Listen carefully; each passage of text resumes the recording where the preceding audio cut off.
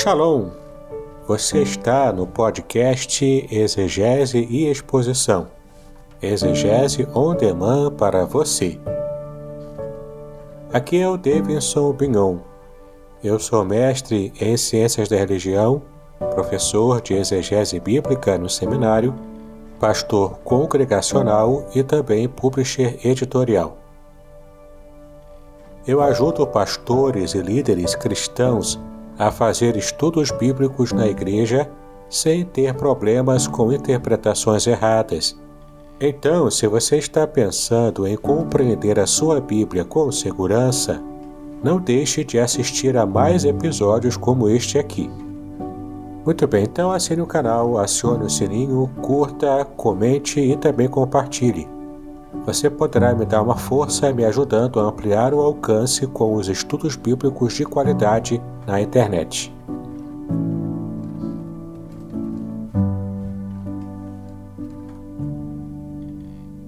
Shalom, shalom, meus amigos. Como está a sua mente? Como está o seu coração? Espero que esteja tudo na mais perfeita paz daquele que excede a todo entendimento, a paz de nosso Senhor e Salvador Jesus Cristo. Hoje, falando de Bíblia, eu tenho a alegria de receber aqui Davidson Gomes Bignon. É pastor congregacional, mestre em Ciências da Religião, teólogo, professor, escritor, integrou a equipe de revisores da Bíblia de estudo Matthew Henry. Não sei se meu... Matthew Henry. Matthew Henry. E é publisher da editora Contextualizar, com vasta experiência em publicação para autores evangélicos iniciantes. É casado com a irmã Márcia Cristina Bignon, a quem também já deixo aqui o meu abraço. Professor, muito obrigado por atender o meu convite. Sinta-se super à vontade hoje com o lançamento da Revelações Originais do Salmo 23. Shalom, meu querido Pastor Paulo. Shalom a todos que nos acompanham aqui nesse maravilhoso programa no canal Falando de Bíblia. Para mim é um prazer muito grande estar aqui participando desse lançamento também aqui do meu livro Revelações Originais do Salmo 23. Gente, isso aqui é primeiríssima mão. Isso aqui é joia fina, material bom para você que é pregador, para você que é professor na escola bíblica, para você que é professor no seminário e às vezes se esbarra com algumas dificuldades lá nos livros poéticos. Coisa fina, coisa boa. Salmo de número 23, Revelações Originais. Pensa. Então nós vamos começar a nossa programação lendo o Salmo de número 23. O Salmo que Spurgeon chamava de Pérola dos Salmos. Eu vou ler na versão do português, como nós conhecemos, a felicidade de termos o Senhor como nosso pastor, Salmo de Davi, que diz assim: O Senhor é o meu pastor, nada me faltará. Deitar-me faz em verdes pastos, guia-me mansamente a águas tranquilas. Refrigera minha alma, guia-me pelas veredas da justiça por amor do seu nome. Ainda que eu andasse pelo vale da sombra da morte, não temeria mal algum, porque tu estás comigo, a tua vara e o teu cajado me consolam. Preparas uma mesa perante mim na presença dos meus inimigos. Unges a minha cabeça com óleo, o meu cálice transborda. Certamente que a bondade e a misericórdia me seguirão todos os dias da minha vida e habitarei na casa do Senhor por longos dias. E assim nós começamos o nosso bate-papo aqui do Falando de Bíblia hoje com o nosso professor, pastor, reverendo Davidson Bignon. Meu pastor, qual a importância de conhecer o idioma original da Bíblia? E por falta desse conhecimento aos originais, ainda há muitas interpretações equivocadas? Sim, pastor Paulo. A importância é muito grande. Há quem diga que quando nós lemos um texto bíblico numa tradução, a gente está contemplando como se fôssemos contemplar uma foto em preto e branca e em baixa resolução. Já quando conseguimos ter essa experiência de ler o texto bíblico nas suas línguas originais, no caso do Antigo Testamento, o hebraico e o aramaico, e no caso do Novo Testamento, o grego koiné, a gente consegue então enxergar essa mesma imagem, essa mesma foto, em alta resolução e colorida. Então, assim, quando enxergamos a foto em preto e branco em baixa resolução, conseguimos entender alguns detalhes, alguma coisa, a gente consegue ver a mensagem geral do texto. Mas quando vamos ao original, nós encontramos realmente verdadeiras pérolas, verdadeiras pepitas de ouro, como eu também cito aqui no meu livro, onde podemos colecionar essas pepitas e sairmos muito mais ricos daquilo que nós pesquisamos e entendemos na língua original. Para alguns dá um certo medo, principalmente o hebraico, porque são 22 consoantes e não tem vogal. Não tem vogal. Não tem vogal registrada, né? Foi feito posteriormente pelos maçoretas. E como é que é, assim, quando o senhor pega um aluno igual a mim, assim, que é curioso, gosta de fazer perguntas, e alguém pergunta, assim, muito lá, por que não tem vogal, por exemplo? Sim, essa é uma característica típica das línguas semíticas, né? Porque o hebraico ele é uma língua semítica naquela área lá do Oriente Médio, né? Onde hoje é o Oriente Médio, e ele recebe influência do acadiano. Inclusive no meu livro eu coloco uma imagem de uma escrita acadiana, também conhecida como escrita cuneiforme. Então, a escrita cuneiforme, por exemplo, ela não tinha nem era consonantal e nem som vocálico. As representações eram apenas em forma de cunha, né, que iam prensando assim a cunha numa argila, e aquilo era um sistema de escrita muito primitivo, muito antigo. O hebraico veio depois dessa escrita acadiana.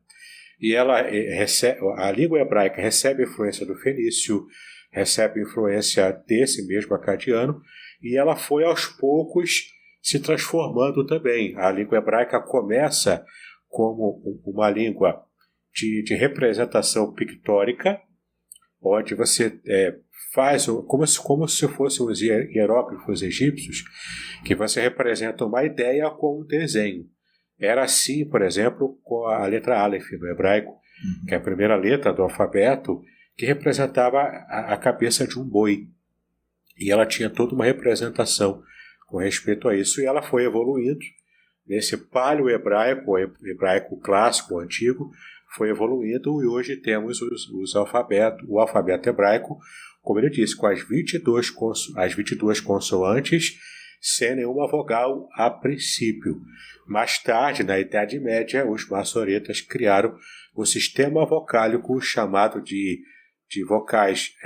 vogais maçoréticas, com esse sistema diacrítico, para poder não se perder a pronúncia. Porque não é mole não, você entender lá o que é o rete com patá, sim, né? Sim. O huruk, né? Que alguém chama de shuruk. Shuruk, E eu lembro que ao estudar o hebraico um pouco, na minha primeira aproximação, eu me encantei com a história do Eliezer Ben Yehuda, que é o pai do hebraico moderno. Sim. E a letra cursiva, quando eu fui estudar lá na UFRJ, ela é bem diferente do quadrático. E tinha horas que eu falava assim, meu Deus, parece que não vou conseguir.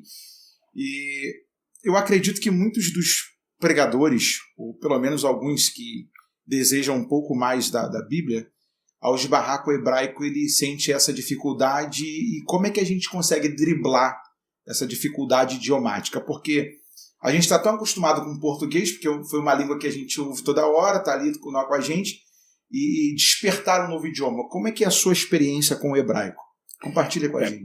Todo mundo se assusta primeiro, né? Tanto que no seminário teológico, a gente primeiro começa, quando vai iniciar o aluno na língua bíblica, a gente começa com o grego, porque o grego é parecido com o português. Que, aliás, o latim e o grego deram origem às neolatinas, que o português é uma delas.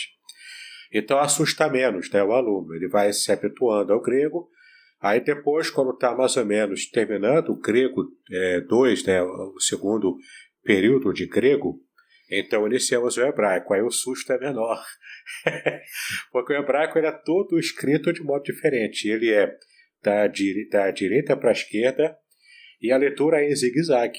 Né? Você precisa ler primeiro em cima a consoante, desce para ler a vogal maçorética embaixo, depois volta para cima e vai fazendo esse zigue-zague da direita para a esquerda, e até mesmo para abrir a Bíblia, né, em hebraico.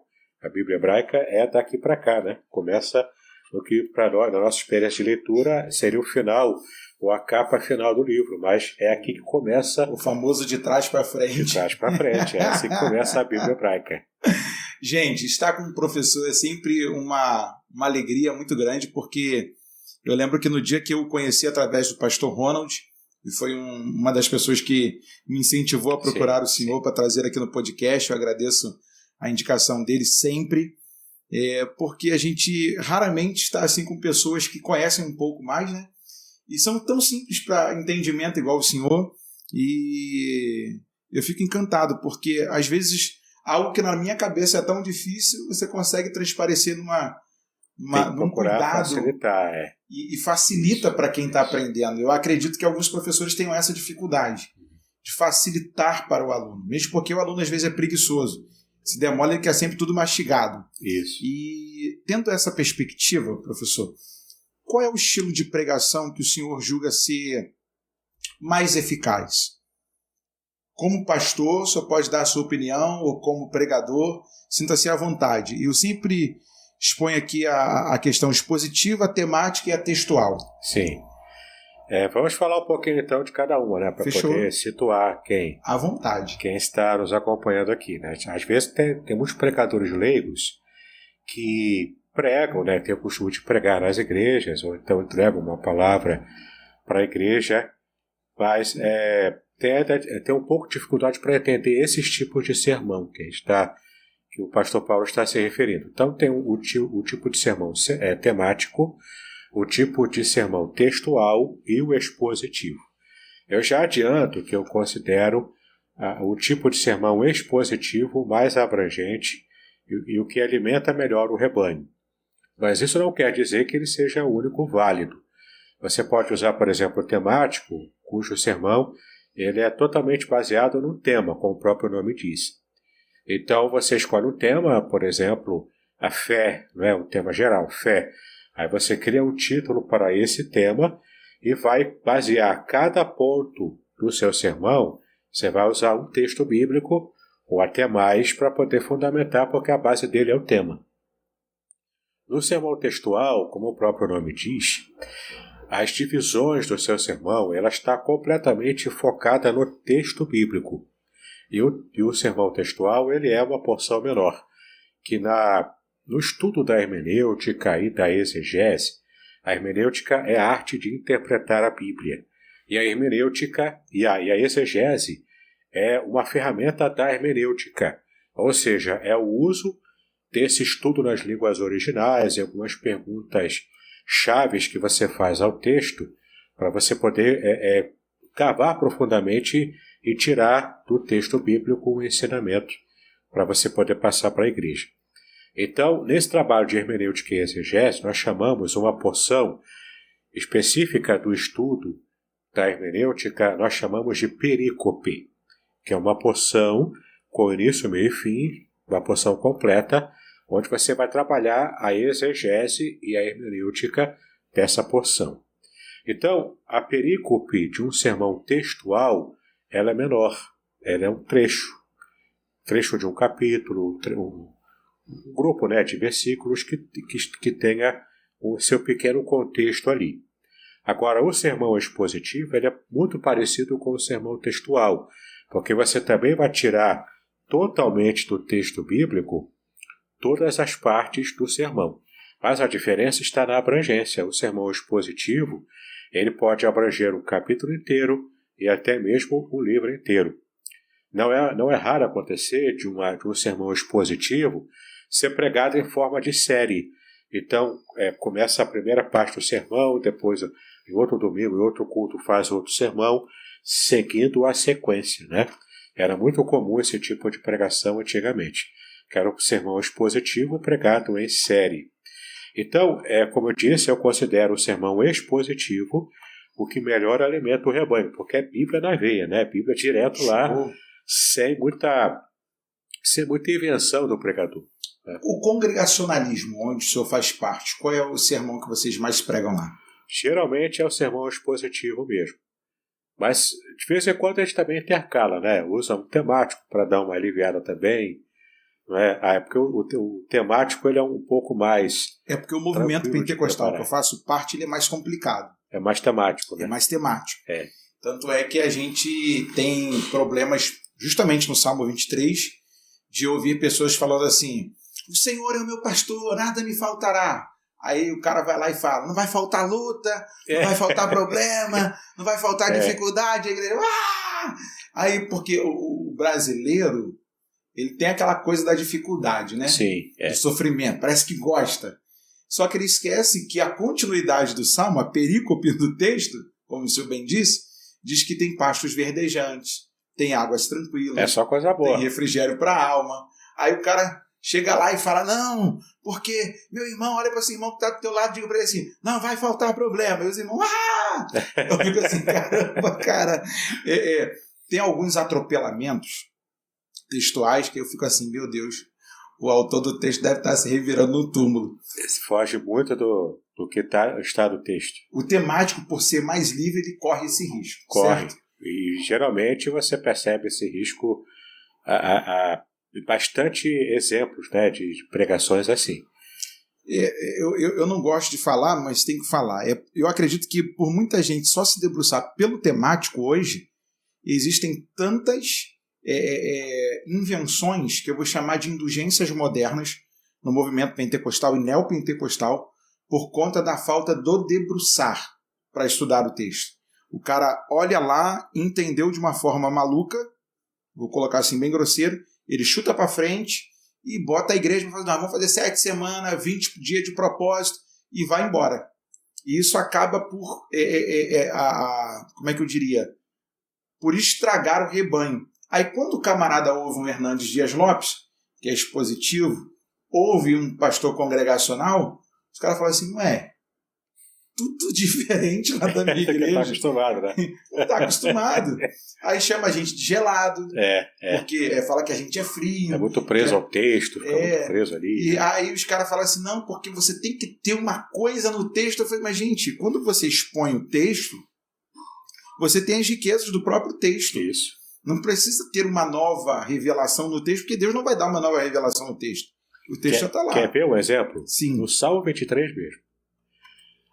Dessa porção que tem aqui no versículo 3, né? Refrigera a minha alma. Uhum. Depois eu vou ler aqui em hebraico. Sim. No Salmo 23, para a gente perceber a sonoridade. Então está lá: refrigera a minha alma. Na língua original em hebraico, não é refrigerar. O João Ferreira de Almeida e as traduções colocam refrigerar porque é para fazer um sentido adaptado à língua portuguesa. Mas literalmente está no hebraico: restaura a minha alma. Ou seja, faz a minha alma retornar, porque é justamente retornar. A palavra shuv em hebraico é um retorno. Ou seja, faz a minha alma retornar ao seu estado original antes dela ter os desgastes do sofrimento, as preocupações, as ansiedades. Então, é como se Deus retirasse a minha alma cansada e revigorasse ela, trabalhasse nela, recarregasse as baterias da minha alma e colocasse novamente em mim. Como a gente faz com o celular, não é? Isso. Quando acaba a bateria, a gente coloca aqui o plug, bota na tomada e carrega todo ele, 100%. Deus faz assim, ele nos dá uma alma recarregada, restaurada ao seu estado original antes das mazelas que a gente enfrenta nas preocupações, nas lutas da vida. É isso que o Salmo diz no original. Gente, eu estava sem mensagem para o próximo domingo. Ai, professor, e dentro dessa proporção, o expositivo é uma espécie de garimpeiro, podemos chamar assim? Tem que se fazer garimpo. Tem. Ele vai lá buscar as pepitas. É quase um trabalho de arqueólogo também. O arqueólogo, ele cava, vai chegando nas camadas, né, de história arqueológica e vai achar riqueza ali. Quem trabalha um sermão expositivo e quem se habituou a fazer a exegese adequada do texto nas línguas originais, ele é uma espécie de arqueólogo do texto bíblico, porque ele vai lá no fundo e traz a riqueza lá que estava escondida. E agora deixa eu te fazer uma outra pergunta. Tendo em vista o seu trabalho profissional como professor, hoje existe a editora Contextualizar. Sim. Como é que é para o senhor você ser o seu próprio revisor, revisar a matéria de outros, falar assim, isso aqui não está legal, isso aqui tem que tirar, pensa nisso aqui melhor. Conta pra gente um pouco dessa experiência. Essa é uma experiência interessante, que para poder trabalhar assim, eu fiz a faculdade de letras, português e literaturas, e tentei me especializar justamente na revisão textual. Então, como é que surgiu essa ideia, né? Quando eu quis publicar o livro O Apóstolo do Bigode Santo, que é até um livro que eu te dei de brinde, né, de cortesia. Aí, gente. É uma comédia aqui. Olha aí, que coisa linda. Hoje tem coisa boa aqui, gente, para nós. Esse livro já está até esgotado hoje, né? Ele é o último exemplar que tinha lá, eu trouxe tipo de cortesia. Mas a questão é a seguinte, eu tive que aprender a fazer, eu já tinha feito a faculdade, mas queria publicar os meus livros. Então eu tive que ir na marra, sozinho, aprender a fazer a parte de editoração, aprender a fazer arte, e, enfim, né? E a revisão eu já tinha aprendido na faculdade. Então hoje eu recebo clientes que pagam pelo serviço, eu crio tudo. Eu recebo o livro em Word, faço revisão textual de língua portuguesa, revisão teológica, quando necessária, faço a diagramação, as artes, também dou uma orientação para o meu cliente de como fazer o marketing, como fazer o lançamento presencial e agora também lançamentos virtuais.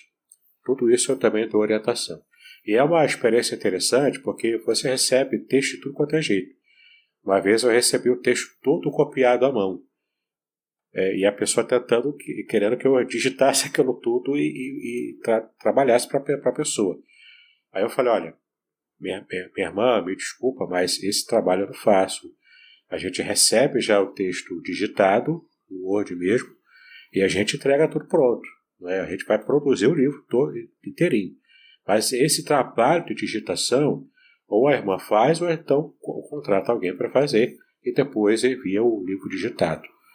Mas texto de tudo quanto é jeito. Assim, às vezes é um texto muito truncado. Aí é o que você falou, entra o meu trabalho de editor. Porque o editor é aquele que vai criticar o texto e vai propor uma redação melhor, que é fazer o copy desk. Então, o que faz a diferença, e eu percebo quando chega o manuscrito, é quando eu vejo que o cara planejou, o cliente, né? Ele planejou o livro, ele tem uma fórmula muito interessante que é bem simples, eu posso passar rapidinho aqui para vocês. Sim. Que eu vou até, inclusive, lançar no meu podcast também uma série de informações sobre como se produzir e escrever um livro no ano que vem. É um planejamento que eu tenho. Já estou abrindo de primeira mão. Vocês estão sendo brindados, gente. Olha aí, ó. É um brinde para você que quer escrever, para você que está terminando o seu curso de nível de 3º grau e às vezes está com dificuldade no que vai escrever, você está diante de alguém que está te passando uma grande orientação. Vamos lá. Esse é simples, é muito simples. Qualquer um pode aprender essa técnica e aplicar para até organizar o próprio pensamento. Chama-se técnica PDRAM, que é um acróstico, né? Uhum. P de problema, você vai pensar no problema e na solução para esse problema. Depois o D é desejo, você vai levar a pessoa a desejar ter a solução daquele problema que você percebeu e vai apresentar mais tarde a solução.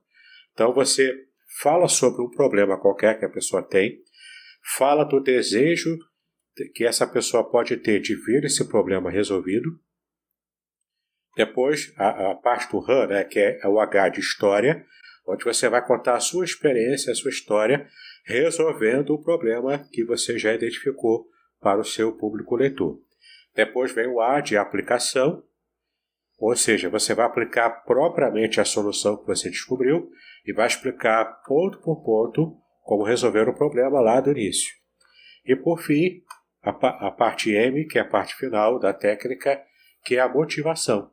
Você vai motivar o seu leitor a estar colocando sempre em prática a aplicação que você já o ensinou a fazer para fins de quê? De resolver o problema que você identificou lá no começo.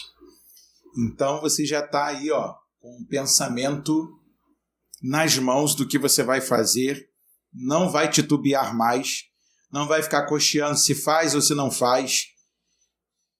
Se reinvente, tire forças da sua fraqueza e vamos para frente, porque a vida é luta ferrenha, mas nós temos Deus do nosso lado. Amém. E aí, professor, dentro dessa experiência qual o assunto que mais te desafia para falar? Tem gente que é diferente do seu pensamento, em termos,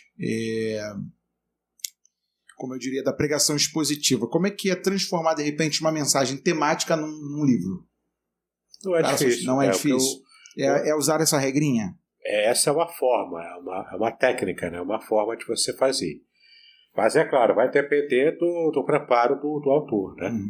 Por exemplo, esse livro aqui eu fiz um sermão expositivo nele, quer dizer, eu fiz um sermão expositivo no Salmo 23, que dali eu percebi que tinha bastante material para produzir o livro. Então, depois da pesquisa inicial, eu levei 2 meses para organizar, escrever, diagramar e preparar o livro inteiro. E agora ele está aqui na mão, né? Você também pode fazer o seguinte, uma forma de produzir livros também, é você pegar uma série de esboços de sermões seus, transformar cada sermão em um texto menor, ficaria uma coletânea de sermões.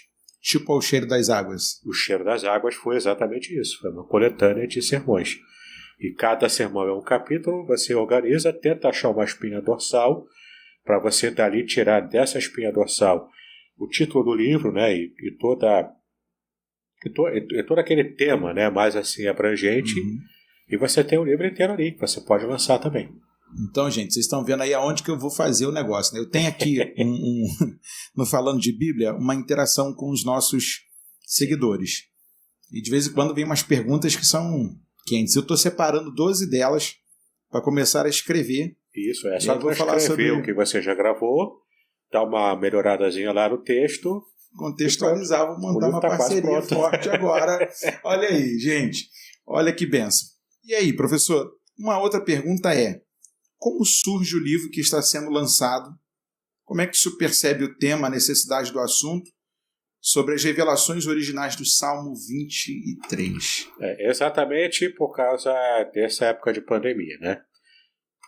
Eu recebi um convite para pregar na comunidade cristã Oasis. Isso em agosto, setembro, mais ou menos, eu não lembro agora. Acho que foi setembro. Mas aí eu fui pregar lá, me preparei para fazer uma pregação expositiva no aniversário da igreja. Então, uma pregação expositiva você não prepara da noite para o dia, né? Você leva um tempo fazendo a exegese, indo para os originais, buscando informações, lendo comentários, enfim. Então eu fiz esse trabalho, que é um trabalho normal que eu faço para produzir um sermão expositivo. Eu achei que tinha muito material ali para desperdiçar apenas, desperdiçar entre aspas, né, com o sermão. Então, além do sermão, eu pensei, vou organizar isso aqui e vai sair um texto. Então, eu produzi o texto em forma de livro, e o livro está pronto desse jeito. Ele tem 6 capítulos, sendo cada capítulo dedicado a um versículo do Salmo 23. De modo que você tem todos os 6 versículos do Salmo analisado palavra por palavra aqui no livro. Assim como fazem os hebreus lá na sinagoga. Pois é. No Shabat, quando a gente se reúne lá, verso a verso. Isso, é expositivo na veia, né? Eu até outro dia discutia com um amigo, ouvindo uma palestra. Nós estamos no mês comemorativo da Reforma Protestante. Isso, é 31 agora. E eu lembro que um rapaz falou assim: quem inventou a questão da expositiva foram os reformados, ele até deu um nome na época, e aí como ele estava palestrando, a gente entendeu o calor do momento, beleza. Aí chegou a hora de jantar, né, no final, e aí o pastor falou assim, Paulo, você está estranho, você não quer falar nada não? Eu falei, não, pai, fica quieto. E eu ia embora com um amigo, e ele falou assim, não, fala aí. Eu falei, não, rapaz, eu acho que houve um equívoco seu aí. Aí ele, por quê? Eu falei, você deu toda a criação do sermão expositivo para os reformados. Aí ele, ué, e não é não? Eu falei, claro que não. Antes disso, já tem os judeus. Pô, tem Esdras. É isso. Vai ler exaustivamente e a partir dele, todas as vezes que ele se reúne, é aquilo. E vai traduzir, porque o texto hebraico não era conhecido pelo povo que voltou do cativeiro. Então eles ficaram desde as primeiras horas da manhã até o final do dia lá, ouvindo ele explicar e traduzir do hebraico para o aramaico, que já era a língua que se falava. E eu acho interessante porque o sistema deles de parashot, que nós chamamos as parashás, né? As pequenas porções, e eles vão falar sobre justamente isso. Você vai num sistema estudando. Acabou aquele ali, você já tem a conexão com isso aqui, é como... Aí zera. Aí chega num determinado período, zera. E eu acho isso super interessante porque, por exemplo, ouvindo o senhor pregar, ouvindo o reverendo Hidauro, o próprio Antônio Carlos da Costa, ele estava lá na Betânia uma vez e o cara ficou um ano falando só sobre a carta aos Efésios. Isso. E tinha assunto. E aquilo que a gente julgava ser tão curto, ficou um assunto assim... Abrange, porque você consegue explorar muitos detalhes do texto quando você tem tempo e cultura também para isso, né? Porque se é uma igreja que não tem cultura de ficar com a Bíblia aberta o tempo todo na hora da pregação, para esperar já a exposição, versículo a versículo, palavra a palavra, a igreja não consegue responder bem. Então a igreja já precisa ter recebido essa cultura também de antes, para poder, quando aparecer um sermão expositivo assim, ela receber bem e conseguir aproveitar. Deixa eu te fazer um pedido, professor. Tem como a gente ler o salmo aí? Claro, é hebraico, né? É hebraico? Sim. Eu posso ler tanto o texto em hebraico, quanto também a tradução literal. Show. Totalmente baseada no texto hebraico. Qual a página aí? Aqui no livro, você tem acesso tanto ao texto hebraico em si, quanto também à versão transliterada, ou seja, que é o mesmo texto hebraico com a fonética, né, da língua hebraica, mas adaptada ao nosso sistema vocálico, né, para poder facilitar o entendimento. Então, eu vou ler o texto do Salmo 23 em hebraico. Mizmor le David, Yahweh roi lo ersar. Venot deshe, yarbitseni, al me menuchot, yanachaleni. Nafshi Yeshovev, Yancheni, Bemagle Tzedek, Lemaan Shemu, Gam, Kieler, Beget Salmavet, Lo Ira, Ra, Ki Ata, Imadi, Shivterha, Umishanterha, Rema, Yanachamuni, Tarok, Lefanai, Shulchan, Neget Tesorerai, Tishantar, Vashemer, Roshi, Kosi, Revaya, Aktove, Waheset, Yardefuni, Kol Ieme, Ayai, Uesavti, Bebet, Iaue, Leorek, Yamim. Amém. Amém. É muito gostoso de ler o hebraico, ouvir o hebraico. Vai lá. E temos aqui a tradução literal, não totalmente hiperliteral, né, como na versão interlinear que você também encontra aqui no livro, mas tem a tradução literal adaptada, né, mais adaptada à nossa língua portuguesa, que eu também vou ler para que você possa compreender. Cântico sobre Davi. Yahweh é o que me apacenta, não sinto falta de nada. Em pastos de relva a terra me faz deitar. Junto a águas de repouso ele me conduz. A minha vida restaura. Me guia por trilhos de justiça por causa do nome dele. Ainda que eu ande por vale de escuridão profunda, não temo mal, porque tu estás comigo. O teu bordão e o teu bastão me consolam. Preparas perante mim uma mesa defronte aos que me hostilizam. Untas com óleo a minha cabeça, e o meu cálice transborda.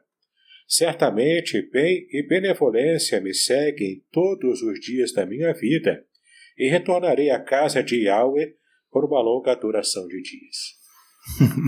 Eu fico assim, às vezes, espantado com essa expressão casa de Deus que Davi fala, pois, assim, numa curiosidade particular, como pregador, Davi não entrou na casa de Deus, no templo. No templo, não. No templo, não. E lendo um escrito de Leonardo Boff, ele diz que os versos de número 5 e 6, ele traduz como cântico do hospedeiro, como se fosse um adendo de Salomão à memória de seu pai. Ele faz um enxerto. Por isso eu fiz a pergunta antes de começar o programa sobre se o Salmo 23, o Salmo do Pastor era o Salmo todo. Se está completo. Isso. Porque na tradição católica ele acaba por fazer essa separação. E aí me causou um pouco de estranheza, porque quando eu converso com um hebreu, ele não diz que tem essa separação. Assim como quando eu perguntei para o senhor, você logo afirmou, não, é todo. Como é que o senhor consegue enxergar essa questão? Sim, aqui no Salmo 23 há duas imagens, e eu trabalho bastante no livro também isso, são duas imagens que são metáforas, e essas duas imagens barra metáforas, elas trazem a mesma mensagem. A mensagem básica qual é das duas imagens? É de que nós somos completamente dependentes de Deus. Uhum. Tá? Então, toda essa ideia de que eu sou independente, eu consigo me virar sozinho, isso aqui, o Salmo 23 é um antídoto a esse tipo de pensamento. Né? Claro que algum nível de autossuficiência a gente tem, mas não a autossuficiência absoluta. Nós dependemos de Deus. Essa é a mensagem das duas imagens. Quais são as duas imagens, as duas metáforas? A primeira é a mais conhecida, que é a metáfora do pastor e da ovelha, ou das ovelhas também. Não é? E a segunda metáfora, que vai dos versículos 5 e 6, que é a metáfora do anfitrião amigo e daquele peregrino que, de acordo com os estudiosos, se refere ao rei vassalo submisso ao rei dominador. Então, esse rei dominante traz proteção e traz também cuidado e até prosperidade ao rei vassalo que está debaixo do seu guarda-chuva. E como é uma relação de vassalagem entre reis, todos aqueles que fazem parte, que são os súditos do rei vassalo, do rei que foi dominado, que foi conquistado pelo rei conquistador, aqueles que são súditos também têm a bênção de receber a proteção do rei que domina. Então, na metáfora do pastor e das ovelhas, Davi se coloca, como era a experiência dele, né, que ele era pastor de ovelhas, cuidava do rebanho do seu pai Jessé. Então, ele tinha essa experiência e ele se via como a ovelha completamente cuidada por Yahweh, que é o pastor tanto da nação de Israel, sendo a nação inteira o rebanho de Yahweh, como também o pastor individual, porque não apenas o nome do Deus nacional é revelado no Salmo 23, mas também essa ideia de posse. E olha que interessante o Salmo 23. Tanto a ovelha pertence a Yahweh, quanto Yahweh pertence à ovelha. Porque ela diz, né, a ovelha personificada diz, ele é o meu pastor, ele pertence a mim. Entendeu? Então tem o sentimento de posse da ovelha que pertence ao pastor e do pastor também, que na contrapartida pertence à ovelha, porque esse é o sentimento dela. Mas faz a gente pensar muito, porque o sentimento de congregar hoje, para alguns, é totalmente fora do que se retrata o Salmo do Pastor. Exatamente, essa reflexão eu faço no livro. Porque às vezes as pessoas falam assim, eu faço parte daquela igreja, mas o meu pastor é Jesus. Não é o pastor... Já se distancia, né, da comunidade verdade local. Do texto. Eu falo no livro de duas dimensões da revelação divina. Só no primeiro versículo do Salmo 23 já dá para puxar essa pérola, né? As duas dimensões, a dimensão nacional, que envolve a dimensão comunitária, Sim. que é uma forma de revelação divina. E a revelação individual. Ninguém está descartando que Deus vai ter um trato pessoal, um trato individual com a ovelha dele. Deus conhece a gente pelo nome, então ele sabe como tratar a gente na individualidade. Mas isso não quer dizer que não haja uma revelação especial, uma bênção especial na vivência comunitária. E esse é o maior erro dos desigrejados hoje. Eles demonizam praticamente a vivência comunitária. E isso é problemático, isso é antibíblico. E isso acaba por ser um câncer hoje no meio religioso. Sim. Porque a galera não quer se submeter à conexão que Deus colocou na Terra. Outro dia eu usei aqui essa expressão, a galera me bateu muito. Uma resposta para um seguidor do canal. Ele falou assim: não me coloque como desigrejado, porque estou muito bem e aprendi a conviver com Deus sem estar no templo. Eu falei assim: não, você só encontrou uma forma de pecar sem sentir que está pecando, né? Porque você acaba por sair do âmbito da comunhão, da convivência do corpo, e você vê que isso é sombra e tipo o que Jesus está falando lá na frente. É o que Paulo deixou como doutrina lá na frente. Ou eu estou errado? A frase ícone do movimento dos desigrejados é que a igreja sou eu. Uhum. Ela não é bíblica. A frase está errada. A igreja não sou eu sozinho. A igreja somos nós. A igreja, a palavra eclésia, né, em grego para igreja, ela é uma tradução na Septuaginta de kahal, em hebraico, que é a comunidade, ou seja, é aquela junção do ancião, que era o líder, né?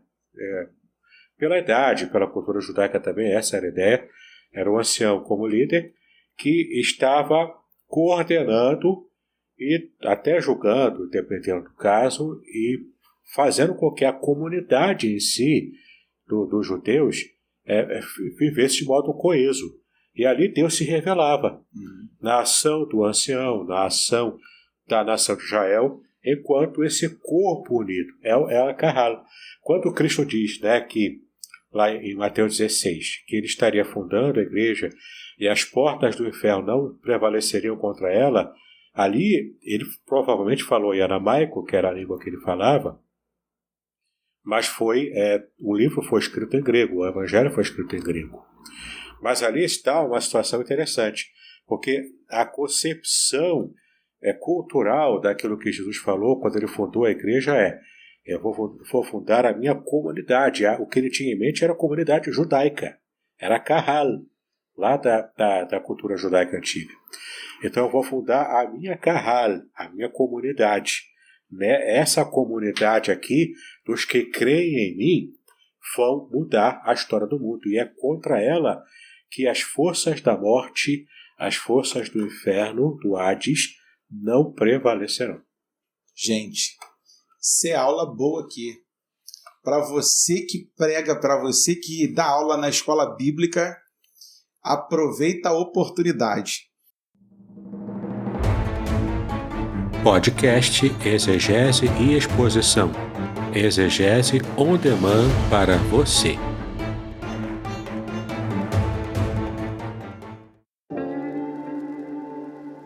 Shalom! Aqui é o Davidson Pignon. Eu ajudo pastores e líderes cristãos a fazer estudos bíblicos na igreja sem ter problemas com interpretações bíblicas erradas.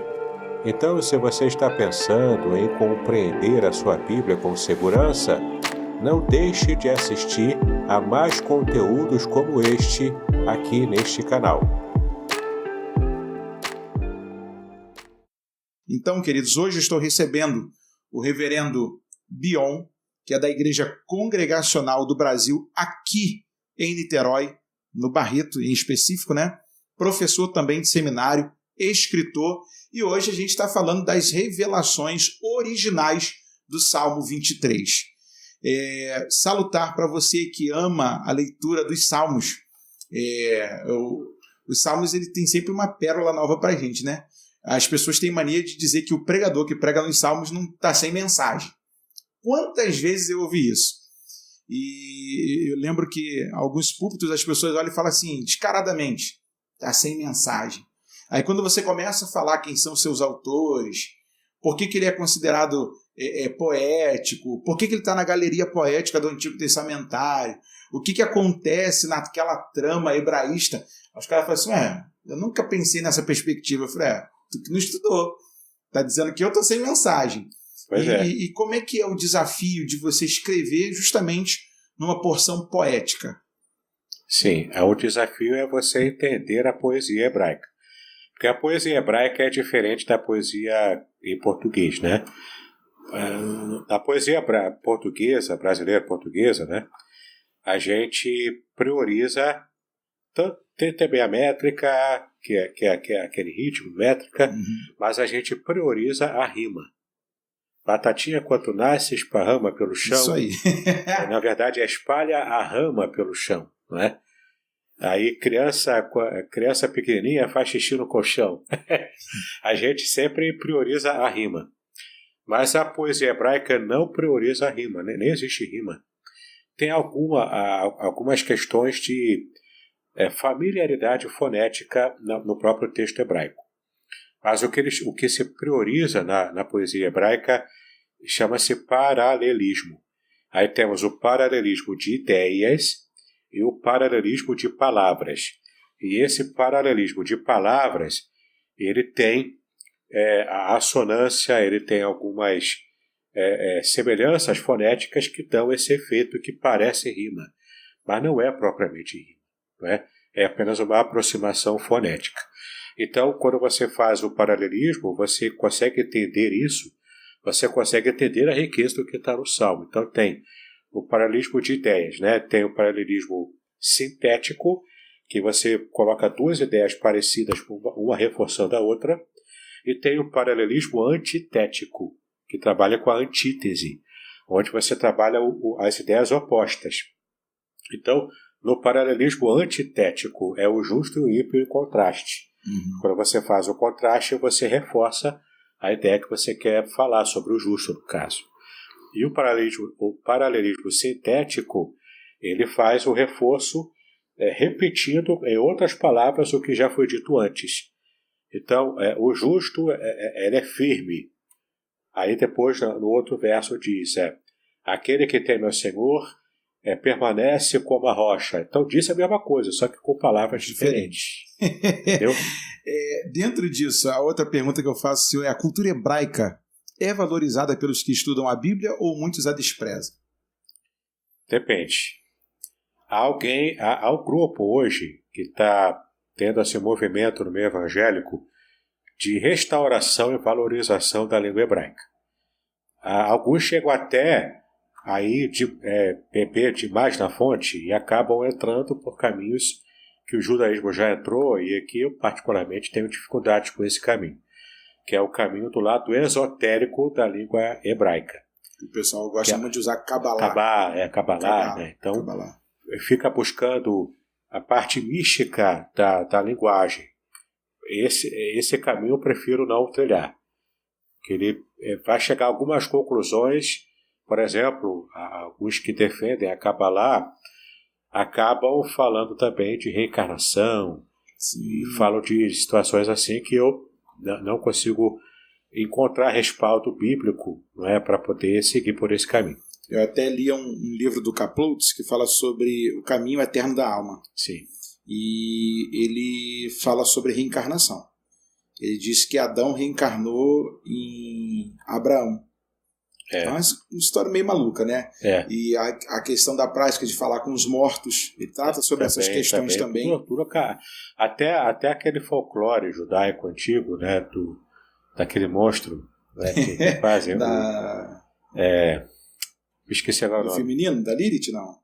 Não, do monstro, que eles fazem o boneco de barro, fazem uma questão mística ali, esqueci agora. Está quase vindo. Se eu lembrar, eu falo. Aí eles falam lá uma palavra hebraica, colocam lá na boca do monstro e ele pega a vida. É como se fosse um Frankenstein à lá judaísmo, né? Sim. A gente acaba por esbarrar nessas questões e acaba também por muitos que, por exemplo, se aproximam do Talmud, se aproximam do Midrash, se aproximam da Pirkei Avot, acaba por trazer algumas coisas para dentro da igreja. Por exemplo, colocam a menorá, colocam a Arca da Aliança, colocam a bandeira de Israel, aí fazem festas judaicas na igreja. Eu acho que um dos maiores desafios meu como pregador, apesar de gostar muito da cultura judaica, foi quando dentro de uma Assembleia de Deus, convidado, no meio da denominação que eu faço parte, a igreja colocou uma mesa em formato de U para comemorar a Páscoa. Aí eu tô vendo banana, maçã, não sei o quê. Eu falei, tinha isso lá? Não. Aí os camaradas olharam pra mim, já vem você querendo arrumar aqui zumba. Eu falei, primeiro, tá faltando cebola, tá faltando pepino, tá faltando ervas amargosas, tá faltando cordeiro, vocês não assaram. Cordeiro, aquele osso. Né? Aí eu falei, e outra, para se sentar junto à mesa de peça, tem que ser circuncidado. Quem não é, longe. É o ceder de Pêssar. Aí os caras me olharam, poxa, Paulo, mas... Eu falei, gente, nem tudo que está lá para eles é para nós. Por que Jesus tira justamente pão e vinho? Ele vai nos incluir a uma questão que ele vai fazer uma mesa para nós, porque a mesa de Pêssar é excludente. Era o ceder de Pêssar. E as pessoas não conseguem entender isso. E o hino que ele cantou, que o evangelista diz que ele cantou, provavelmente era o hino que se canta até hoje. Ou é o hino da bênção do pão, ou o hino da bênção do vinho. Que é o Baruch atah Adonai. Baruch atah Adonai, Eloheinu melech haolam. Porém, priagafem, amém. Ou seja, essa é a bênção do vinho. Isso. Pode ter sido um cântico desse, a gente não sabe exatamente se era com essa melodia, mas hoje se canta ainda assim. Né? Sim. Nos livros de cântico do judaísmo, no Sedur, você vê lá cada Shabat eles vão cantando esses hinos. E os camaradas, rapaz, eles colocam as paradas na igreja, e, por exemplo, igual outro dia que eu fui pregar numa igreja e tinha uma Arca da Aliança em cima do púlpito. Sim. Aí eu falei, onde que eu vou pregar? Aí o pastor, ali. Eu falei, não, ali não. Na Arca da Aliança. Eu falei, não, pastor, ali não dá não. Aí, não, só botar a Bíblia lá em cima, lá, que tá tudo certo. Eu falei, pastor, não. É uma piada com um símbolo muito sério na Bíblia, né, no Antigo Testamento. E os camaradas vão, e eu acho que por justamente não conhecerem as questões das tradições, isso acaba por ser um desprezo assim, bem esdrúxulo, porque a galera coloca sem saber o que está fazendo literalmente, porque teve gente que olhou para a arca e morreu. Tocou lá. Tocou e morreu. Morreu na mesma hora, fulminado. Os caras parecem que nunca leram isso na Bíblia, aí pega a campanha da casa de Obed-Edom, não entender o texto, aí faz na igreja, bota pedido de oração dentro da arca. Esses dias eu li aqui, dando uma resposta para um seguidor, falando sobre a questão do que continha, né, dentro da arca, o vaso de ouro com maná. Aí falei que era o maná, que era a porção dos poderosos, e Deus colocou na porta dos hebreus a vara de Arão, que floresceu, as duas pedras. Rapaz, os camaradas quase me bateram. Eu não acredito que você deu essa resposta, Paulo. Fica tão bonitinho lá na igreja. Eu falei, irmão, é bonitinho para você, para mim não. Biblicamente está errado. Não é isso. E aí a gente acaba assim, por fazer umas paradas assim, sinistras. Cita para nós alguns ou 2 textos da Bíblia que sejam de difícil interpretação, que a galera às vezes arrisca pregar. Sim, vamos lá. Uma passagem do Novo Testamento, João 10, versículo 10, que é por desconhecer o contexto, não precisa nem ir para o grego aí. O povo prega errado direto, diz que o texto diz, né, João 10, 10, que o ladrão veio para roubar, matar, destruir, eu vim para que tenham vida e abundância. Ali é Jesus dizendo. Então já tem 2 questões interessantíssimas nesse versículo. Porque eu vim para que tenham vida, não é vida biológica simples. É vida zoe, no grego. Aí precisa de conhecer grego. É vida zoe. É uma vida de qualidade superior. É como se fosse vida com V maiúsculo. Né? É vida de verdade, não é apenas você se arrastando. Só existir. Só existir, se arrastando. Oh, meu Deus, a luta que é passar por essa vida, né? Não é isso. Ali é vida abundante. É vida que extrapola essa normalidade chata, né, que a gente conhece no viver diário. É uma vida de verdade.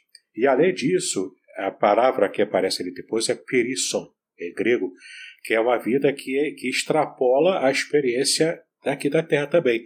Ela tem qualidade superior e ela tem quantidade superior, ou seja, é uma vida quantificável. Porque na cultura judaica, quando se fala em Rai, em hebraico que é vida, a gente se refere à vida como sendo aquele que tem porção maior ou menor de vida. É como na nossa cultura a gente fala em saúde. Você está com bastante saúde hoje? Está com boa saúde? Está com saúde fraca? Essa é a ideia que eles têm na cultura judaica quando se fala em vida. A vida extrapolando, transbordante ou vida rasa, vida fraquinha, né? Então, quando Cristo fala de vida abundante, é vida de qualidade superior e em quantidade também superior, que não vai acabar nunca, né? Uma vida eterna. Mas o povo erra por quê? No começo do versículo. O ladrão. Dizem que é o diabo. Não é, rapaz. Não precisa nem conhecer grego para saber isso. Não é o diabo. Meu amigo Reginaldo, você sempre falou isso. Todo mundo te batia, todo mundo falava, você é estranho, você é estranho. E o professor está testificando aqui. Eu já falei na igreja, já apanhei também. E hoje aí, quero ver quem vai desafiar o homem aí. Não é o diabo. Se for, no máximo assim, bem longe, sim. Bem diretamente. Mas diretamente, quem é o ladrão ali no contexto são os falsos mestres. No caso, os fariseus, que estavam sendo falsos pastores para aquela nação de Israel na época de Jesus. E Jesus não podia dar um passo que eles não estavam ali sempre. Estava lá marcando lá, tentando dar uma rasteira dele lá o tempo todo. E o segundo texto, qual é? O outro texto que você também nem precisa conhecer hebraico para saber, e perceber o erro que o povo comete. Por exemplo, eu vou te perguntar, acho que você vai saber, você é esperto. Como é que Elias subiu ao céu? Rapaz, isso aí dá pano para manga. Porque a galera diz que, pelo menos na leitura bíblica, diz que tem uma carruagem junto a um redemoinho de vento que ele é tomado. Não é isso? O texto bíblico de 1 Reis diz que a carruagem de fogo apareceu com cavalos de fogo e ela só separou Elias e Eliseu. Sim. Elias não subiu ao céu em cima da carruagem. O texto não diz isso. O texto diz que a carruagem separou os dois. Eliseu, quando viu aquilo, ficou assustado, aí largou do pé de Elias. Isso. E então o redemoinho veio, ele subiu sozinho no redemoinho, não teve carruagem. E já vi livro de criança ilustrado, sim, com Elias em cima da carruagem de fogo. O texto não diz isso. Rapaz, o negócio. O texto também não diz, de Atos, que Paulo caiu do cavalo quando se converteu. Também não diz. A galera, e para cair, baixa só em pé. Baixa tá em pé. E o pregador bota até cor no cavalo de Paulo. O cavalo era branco. Então, aí eu falei, mano. Aí um dia um coroinha lá na igreja falou assim: quero ver se ele vai falar qual é a raça também. Aí eu falei assim: vai falar que trabalhou no Jockey Club, que sabe tudo de raça. Então, e tem gente que parece que não, professor, mas tem uma turma que está cansada de ouvir coisas que não está na Bíblia, mas que parecem estar na Bíblia. E o maneirismo brasileiro acabou por dar ideia a algumas coisas. Minha mãe falava assim pra gente assim: vocês não podem acordar tarde, vocês têm que acordar cedo, porque Deus ajuda quem cedo madruga. Eu falei: mamãe, onde está isso na Bíblia? Aí mamãe: não está lá. Eu falei: como assim, mamãe? Não, a senhora tem que provar. A senhora está me acordando todo dia às 6 horas da manhã, falando que Deus vai abençoar só porque eu acordei cedo. Se eu acordar 8, não, esse é o ditado. O outro que o pessoal acha que está na Bíblia, não está. Faça que eu te ajudarei. Isso. Ou então, quer ver? Não, se tu vosso coração, eu venci o mundo e vós vencereis. O vós vencereis, a ideia está até implícita, mas não está no texto. Não é assim que está no texto. Infelizmente, professor, a gente tem muita gente hoje que lê o texto, não se esforça para interpretar o texto. E, tendo em vista isso, como é que o senhor consegue lidar com as questões simples? Por exemplo, o senhor acredita que a igreja brasileira em si está falhando na questão do ensino, principalmente para as novas idades? Sim, é uma pena que a Bíblia diz, né, em Oséias, que o meu povo perece por falta de conhecimento. Então a gente precisa conhecer, né? Por falta de conhecimento a gente erra, a gente atropela as coisas, afirma coisas que a Bíblia não diz. E é complicado isso, muito complicado. Pode alguém, por exemplo, falar uma heresia sem ser um herege, de fato, nessa má interpretação? O herege é quem fala heresia. Se falou heresia, já é herege. Não, é porque, tipo assim, às vezes a pessoa não ter aquele entendimento sim. Como deveria ter. Porque, por exemplo, nós do movimento pentecostal damos oportunidade muito rápida para as pessoas. A gente às vezes não a capacita e joga ela para... Não, você tem chamado. Vai, fala aí qualquer coisa aí. Vai, pega uma oportunidade. Né? Na congregacional não tem isso, mas na Assembleia tem muito disso. De repente, quando você prega fora da congregacional, você vê que a liturgia do culto é totalmente diferente. Bem diferente. Canta fulano, canta ciclano, o outro ganha uma oportunidade para falar uma saudação, prega na frente do pregador. Rapaz, é uma coisa complicada. E depois, o culto que acaba 9h30, 9h15, ele fala assim, agora vamos para a melhor parte. Ó, tem 10 minutos para pregar. Eu falo, calma aí. Mas não é a melhor parte? Não é a melhor parte? Como é que você vai dar sobremesa se agora é hora de servir o prato principal? E a gente acaba por, às vezes, colocar... eu vou dizer, uma arma na mão de gente que não está capacitada para fazer o uso da mesma. O microfone é uma arma. E aí você acaba por incentivar coisas que ainda não estão no tempo. E aí tem gente que hoje usa até mesmo a internet para dizer que tem um chamado, para dizer que tem ministério, quando o cara não tem ministério, está explícito. E ele também não quer ser ensinado. Esse é o pior. A gente vive numa geração que a galera não quer ser ensinada, é insubordinada. E a gente voou o tempo aqui, eu preciso caminhar para terminar, mas preciso fazer essa pergunta. Como é que o senhor consegue enxergar essa questão dessa galera que hoje chega na faculdade, foi criado dentro da igreja, mas foi criado dentro da igreja rabiscando papelzinho, ouvindo historinha da tia, do tio, chega lá, a garotada desvia e muda até mesmo de pensamento sobre sexualidade e depois fala que a igreja não era aquilo que eles pensavam. Como é que você enxerga isso? Em parte é uma má formação, a igreja não conseguiu formar bem os jovens, que inclusive há preconceito nesse ponto, porque do tipo assim, o jovem ele tem cabeça boa para aprender matemática, física, história, geografia, biologia, né? E física, por exemplo, é bem complexo. Sim. Então, ele é treinado na faculdade, ou até no ensino médio, né? Ele é treinado para estudar matérias difíceis. Mas aí, na igreja, a gente subestima o jovem porque acha que ele não tem capacidade para saber um pouco mais de Bíblia. Na escola bíblica dominical, a gente não puxa muito do jovem. Ou então a gente acha até que ele não tem condição de ter o primeiro contato com o grego, hebraico, enfim, né? Não digo ser um expert nessas línguas, mas saber que existe, saber como é que funciona, como é que a Bíblia chegou até nós. Ela não caiu do céu pronta, embalada em fitinha vermelha, né? Ela teve um processo de produção e não custa nada a gente estudar também isso. E a gente subestima a inteligência dos nossos jovens. Em parte é isso. Em parte é a cultura também avessa ao tipo de estudo bíblico mais cadenciado, mais planejado. Também, em parte, é essa preguiça intelectual que alguns dos jovens também têm, né? Aí, quando chega na faculdade, não está preparado para responder com segurança quando ele é inquirido, porque na faculdade o povo tem preconceito contra cristãos. Tem muito ateu. Na minha época de segundo grau, na época, né? Hoje é ensino médio. Vê como é que eu sou velho, né? Na minha época ele era o segundo grau. Eu estudei no Liceu Nilo Peçanha, ali em Niterói.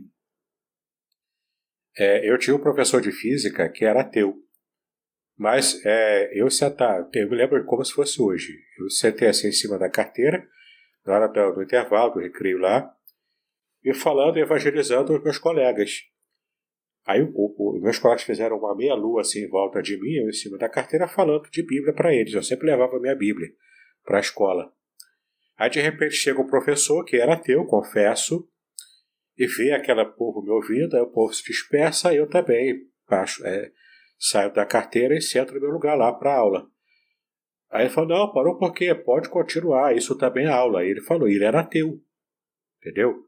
Então assim, quando a gente está preparado, seja quando alguém critica a gente, ou mesmo quando alguém que tem um pensamento diferente do nosso, mas acaba percebendo o valor naquilo que você fala, se ele for uma pessoa inteligente, ele vai te respeitar, como esse professor me respeitou naquela época.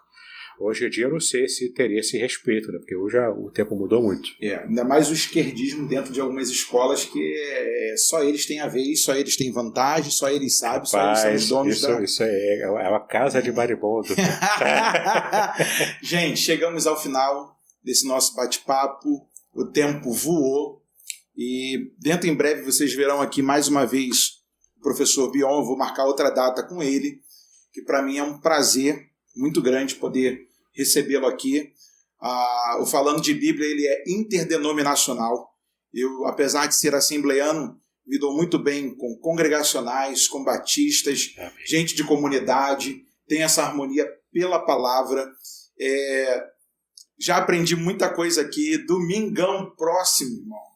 Eu prego na minha igreja, Assembleia de Deus Central do Boaçu. Meu pastor me escalou para fechar o mês de outubro.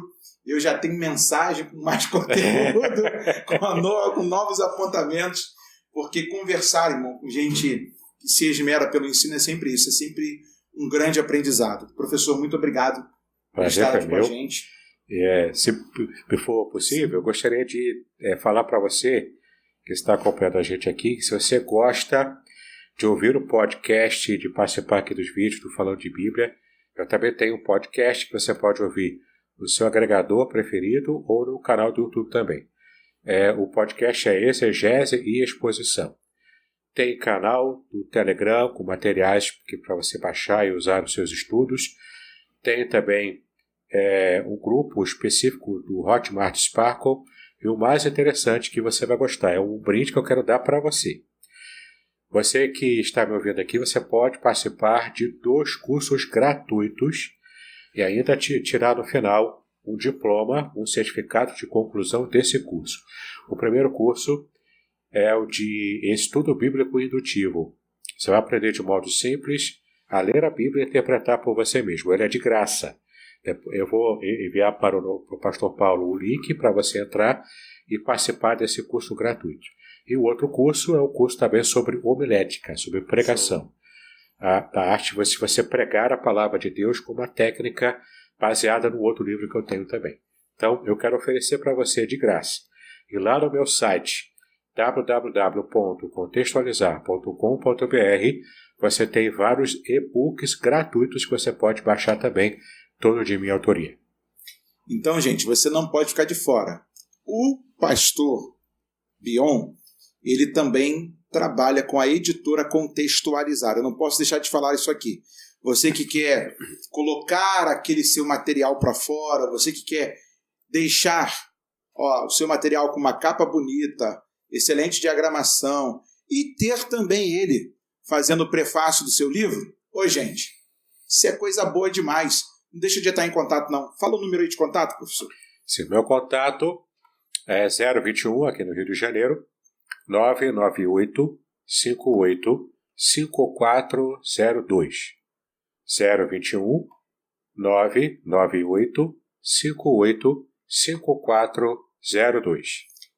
Então, faça o contato com a Contextualizar, procure o Bion e você vai poder ter um bom preço, um excelente livro, qualidade na mão e também abençoar tantas outras vidas com aquilo que Deus tem colocado na sua mente e no seu coração. Vamos à oração. Nosso Deus e Pai, graças te damos por esse dia e te louvamos pela tua bondade. Obrigado pela vida do reverendo Bion, que está aqui conosco, sua casa, seu chamado, seu pastoreio, a sua classe de ensino espalhada por todo o mundo.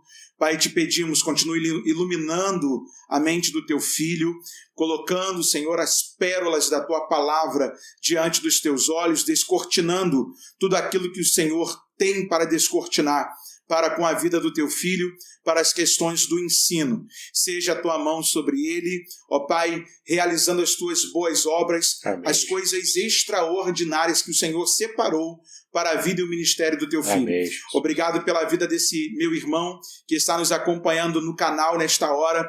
E hoje, Senhor, neste dia, suplicamos a tua bondade, as tuas misericórdias, o zelo da tua fidelidade sobre a casa deste meu irmão. Honra a fé desse pai de família, honra a fé desta mulher, Senhor, que te clama pelo bem-estar da sua casa. Mostra a grandeza do teu poder. Nós te louvamos e te engrandecemos no nome de Jesus. Amém e amém. Vamos à bênção. Ievareha Adonai veish merecha. Iaera Adonai panavelecha virunecha. Issa Adonai panavelecha veiasem lecha shalom. Ou seja, o Senhor te abençoe e te guarde. O Senhor faça resplandecer a luz do rosto sobre ti e tenha misericórdia de ti. Que o Senhor sobre ti eleve o seu rosto e ponha em ti a sua paz. Terminamos agora mais um Falando de Bíblia. Muito bem, agora eu gostaria de ver a sua participação. Entre em contato comigo, compartilhe a sua experiência comigo e quem sabe até se você enviar em formato de áudio, eu possa aproveitar a sua experiência para apresentar no próximo episódio do podcast Exegese e Exposição. Eu sou Davidson Pignon e eu ajudo pastores e líderes cristãos a fazer estudos bíblicos da igreja, sem terem problemas com interpretações erradas. Se você então está pensando em compreender a sua Bíblia com segurança, não deixe de assistir a mais episódios como este aqui. Então, assine o canal, acione o sininho, curta, comente e também compartilhe. Ajude-me a ampliar o alcance com estudos bíblicos de qualidade na internet. Que Deus abençoe os seus estudos, paz e bênção sobre a sua vida.